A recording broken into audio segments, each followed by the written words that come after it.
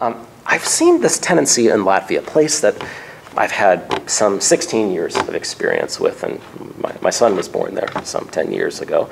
And again, I'm visiting faculty at SSC Riga, so I know a little bit about the place. But what we saw following the 2008 crisis in Latvia was this hand-wringing, which is so predictable following a crisis. Who could have known? Who could have known? Nobody could have seen it. It just materialized, and nobody could have predicted it. Now, of course, if one is, I guess, more of a Marxist and materially focused and centered in terms of one's personal psychology, or I guess possessed of the same kind of thinking as, say, John Maynard Keynes or George Soros, well, you would have used it as a money-making opportunity, goddammit. You wouldn't have just talked about it. But many of us did see the crisis coming, and we specified precisely why it was coming. I began publishing my first articles on the subject in Latvia itself, in popular forums, in an effort to have some, hopefully, impact on policy. My first piece appeared in February in 2005 in Vienna, saying, look, we have a real estate bubble that's being created here, and this is going to end very badly. I co-authored it with my good friend Michael Hudson, and we published a series of articles thereafter in Vienna, warning people of what was going to happen. We also met with Prime Minister Kalvitas, we met with people in the finance ministry, and it was clear that they were not interested in dealing with the problem. Why? Well, all of them were quite steeped in the property markets themselves. So having an inflated property sector was in their personal interest. I wouldn't say that so much with Kalvitas as with many of the other people that I met in various ministries. In fact, when I met with Ms. Krumani, who is now in the finance ministry, well, now in the Finance, Trade and Capital Commission, but she was then in the finance ministry in 2006. As I was telling one of your students here, Alexanders, I was astonished. Prime Minister Kalvitas sent us to her to see if we could discuss the impending crisis and what to do about it. And literally the first thing out of her mouth when she saw us, again, I could see somebody thinking this, but not actually saying it, was, how much do you intend on raising the taxes on my house in Jurmala? The reason she said this was because she knew that our remedy for the crisis was a Georgist one, referencing the philosophies of Henry George and the land value tax tradition, which also goes back to Adam Smith for dealing with such crises. I also want to suggest that there is a very long political economy tradition extending back to Adam Smith, where Smith details in quite specific ways the need to prevent rents being extracted from the real economy, and especially to do so by ensuring that land values do not, which increase in size in terms of their price, largely as a consequence of luck. The land itself, it becomes valuable more or less because of its location. Of course, improvements, et cetera, can be made, but you want to tax land values, take tax off labor. One of the other problems that we saw in Latvia, that we diagnosed again quite early and tried to address, was in Latvia you had the rather unfortunate situation, you still have it, of a country which has people who are paid very poorly, but the labor is expensive.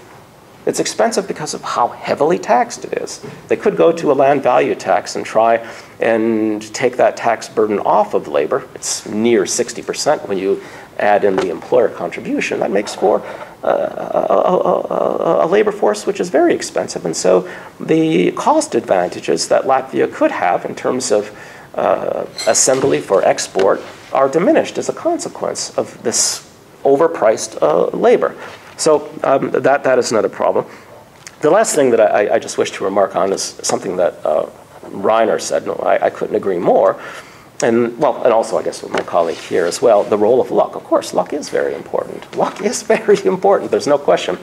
And it's so important to just look at geography and its importance in terms of economic development. There was just an article in I think it was in The Economist recently, hailing Estonia's development model and its set of government policies in terms of keeping it a stable environment and one which is being put back on a trajectory of growth. Well, all well and good, fine. No problem with that. And I think sometimes, and I don't want to suggest that there is this endless agency or free will that we can exercise. Of course, we're constrained by regional and global factors, not to mention local ones. But much of Estonia's success, and this is great, of course, is its proximity to Finland. Of course, and this is rarely mentioned in the international press when they're taking a look at the Estonian miracle. Damn it, it's next to one of the richest countries in the world. You have 30 ferries that are going back and forth every day. The arbitrage possibilities are immense. Not as much as they used to be, but they certainly were, in terms of accessing the relatively well-educated population here. You can get expertise at rather low cost. You can have construction companies who can do business in Finland. You have an enormous number of advantages due to that proximity. Great. That's good. And of course, Latvia does not have that. All of that said, and I agree also, of course, if one expected that Latvia or Lithuania or Estonia would become Sweden overnight, well, of course not. At the same time, I would also state that the Scandinavian countries were once very poor, and they decided to develop. Now, they did it at a time when they could exercise agency or free will, but the growth took place very quickly. It was not evolutionary. The Swedes decided after 20 years of failed liberalism in this continental European free trade model that the British and the French imposed, beginning in 1860. In 1881, the Swedes exited it. They said it's not working. And they began investing in their mining sector, led by the state. Sweden's economy took off. Oftentimes, comparisons are made between Finland and Latvia, saying, well, Latvia was richer than Finland before World War II, so there's no reason why we should not be able to catch up with Finland. Well, we all know what Kekkonen did in Finland. He did not just let the free hand of Adam Smith, the caricature that we have of Adam Smith, do its good work, and then all of a sudden Finland became rich. The state took an enormously important and central role in that country's development and takeoff. Quite similar to what we saw in some respects, with some at least structural similarities, with Japan and South Korea. Now, can that same experience be replicated exactly? No. We're in a different time, and there's a different global structure in play. Can lessons be learned? Yes. I'll end my remarks there. Thank you very much. I think we should give Professor Staehr a chance to comment. I